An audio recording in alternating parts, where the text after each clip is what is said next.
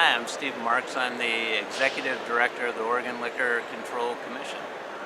So, OLCC actually is releasing its supply study probably February 1st, maybe a little earlier than that. Certainly we do have overproduction in Oregon, more than Oregonians can consume.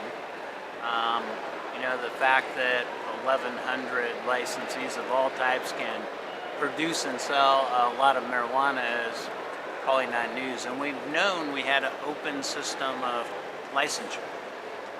So overproduction is a problem for the state of Oregon regulatory if any of that overproduction is being diverted. We're not seeing a lot of signs of diversion. There's certainly diversion that happens all the time, every day, but we're not seeing signs of systemic diversion outside the system. So as far as we're concerned, as long as it stays in the system, that's not a problem. But obviously that overproduction is creating additional, perhaps, scrutiny or interest from the federal government.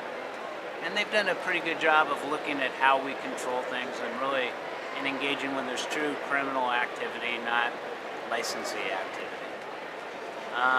And then, of course, it's a huge problem economically for the folks inside the industry. Those that didn't have all the capital they needed in a tight market where prices are down.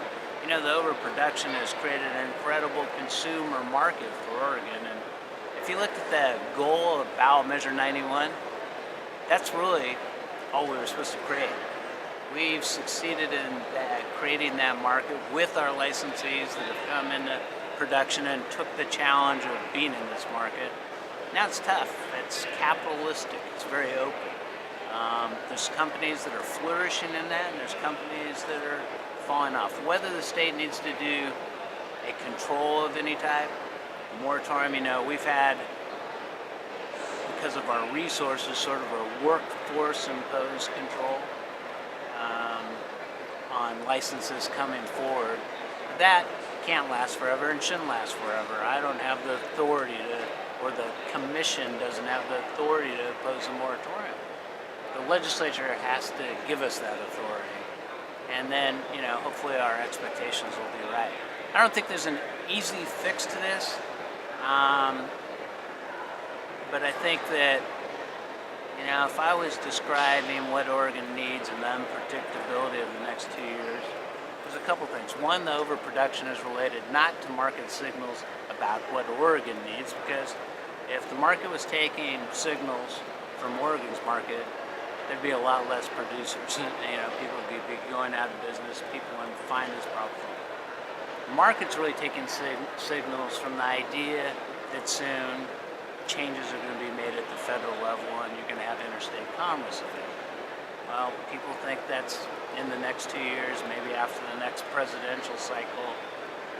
I think it's longer than that myself, but whatever you think about it, our market is getting bloated because of greater expectations. A lot of big companies are making high capital investments to hold that license, to have that stake in Oregon, waiting for that future date. So I don't know what the controls are in place. We need to do the business changes and allow those that need to escape the opportunity to escape from maybe their loss of, some people have put in their whole life savings into doing this, and some of them aren't making it.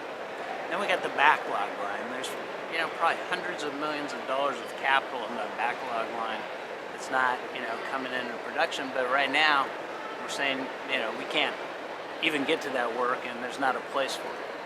I think over the next 2 years, with the uncertainty around what's happening, with the base stability that we've created in the system, that a freeze in place, sort of not changing the status quo too much, accentuating our opportunities to do changes of ownership which help existing businesses that are in distress, and maybe creating some continuing opportunity for those folks that are in line that currently can't get a sign. The legislature is going to answer this question one way or another. They're either going to do something, or they'll give my commission the power to think about how to do it. Whichever way that happens, we'll be up to task and we'll work with and communicate with the industry to get it done. But lot of production in Oregon. It's the reason why people want exports so bad, right? And the industry clearly wants that. I don't think even if we pass a bill, that doesn't mean exports is going to happen just because the legislature passes that compact. And I'm not sure that's what they're really going to do. But preparing the path, removing barriers in statute to interstate commerce, I think that makes a lot of sense right now. So it's going to be a tough couple of years here, but I think it's something that everyone expected in Oregon.